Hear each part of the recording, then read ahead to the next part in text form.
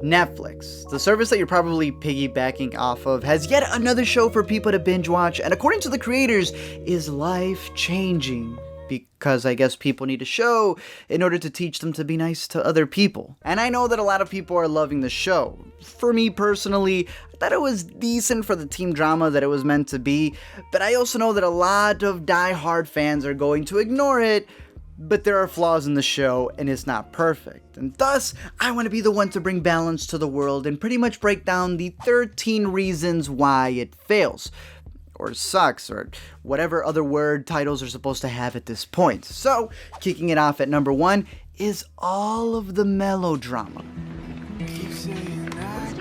Hashtag never forget.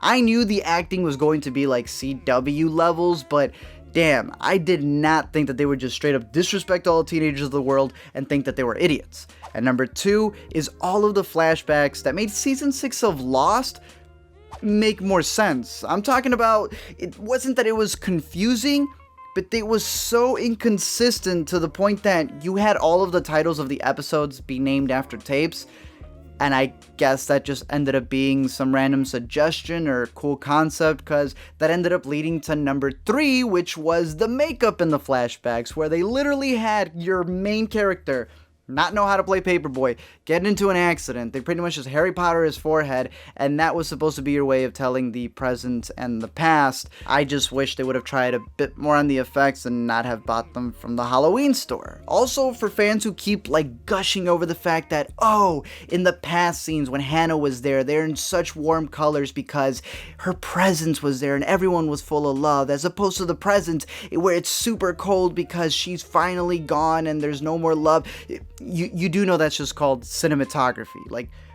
Cartoons do that. And number 4 is the book changes. Now look, you can alter it all you want. Change it completely up. I mean, the author of the original source material signed and he's okay with whatever changes you make, so whatever. But if you're gonna make changes, have them be good ones. In the book, it pretty much just all lasted one day, and your boy Clay pretty much read them all in one day. But it's kind of dumb when you have a bunch of people binge watching the show that takes place over several weeks, and this boy just doesn't know how to press the play button and never finishes these tapes. And number 5, seriously, this kid drags to play the tapes. And what comes out of that is the fact that you had that one book that takes place in a day being stretched out into 13-hour episodes. Sure, it's able to create an entire season and flesh out some of the characters, but you also have so much filler that drags out these shows. If HBO settles with a 10-episode series, then that should be what you try to follow. At this point, I know that some may argue, hey, it's more than just a TV show. You're just focusing on the technical stuff. There's a message that comes with the show, and you can't critique it, which is number 6, not being able to critique it because it's about suicide. I don't believe in that. Just because something deals with deep subject matter, that doesn't mean that it's flawless or perfect. For example, look at number 7, and where they changed what happened in the book Suicide, which was an overdose, and turned it into something more explicit with literally showing her slit her wrists, because that clearly wasn't something to draw up controversy. They actually cared about the people watching who may be suicidal, and they wanted them to, see how bad it was and prevent it.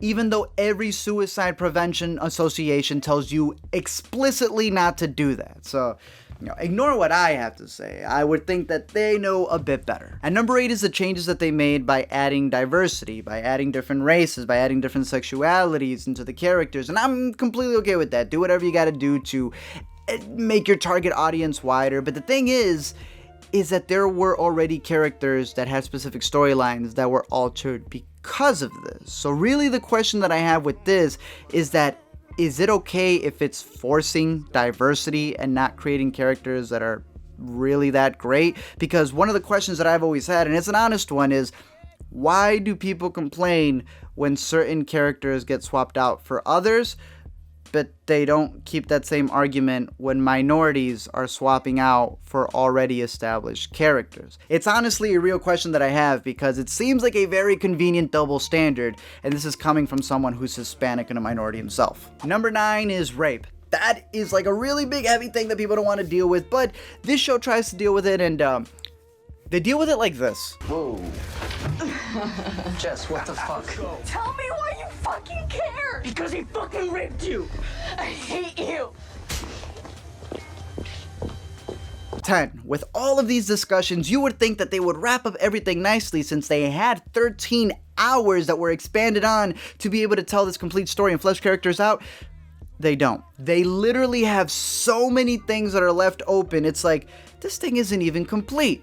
Which leads to number 11, and that's the fact that they wanted a season 2. And I don't know, to me, I would focus on making like a really strong season 1 before you just, leave everything open-ended because you want to make more money with a season 2, which is kind of sick because people are begging for a season 2, I guess forgetting the fact that it would start with a school shooting. I mean, they've literally gotten people to beg for a Netflix original series about the Columbine in the style of the CW. I really don't get it. At 12 comes the point where I'm sure people on the other half would say, oh, it is just a show. Don't focus on all this controversial stuff. Just enjoy it for what it is. But, the creators of the show made this show with an intended message for it to almost be an answer.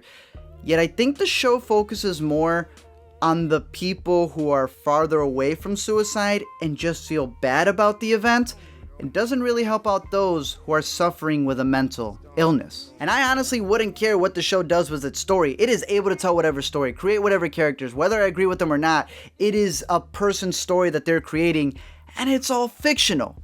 The issue here and what bothers me is that they're trying to push this again to be the answer. They are convincing people that this is something that they should play at schools, and it's like, no. Why are you going to play something that's just going to guilt people into being fake kind to others? To me, personally, the idea that everybody else is responsible for one individual's action is irresponsible in and of itself. You have things like murder, where that is literally an outside person taking somebody's life. It's a direct interaction. Suicide, on the other hand, while yes, people should not be dicks, that it's something I can stress again, do not be a douchebag to others. Suicide is still that person's choice. It's their decision.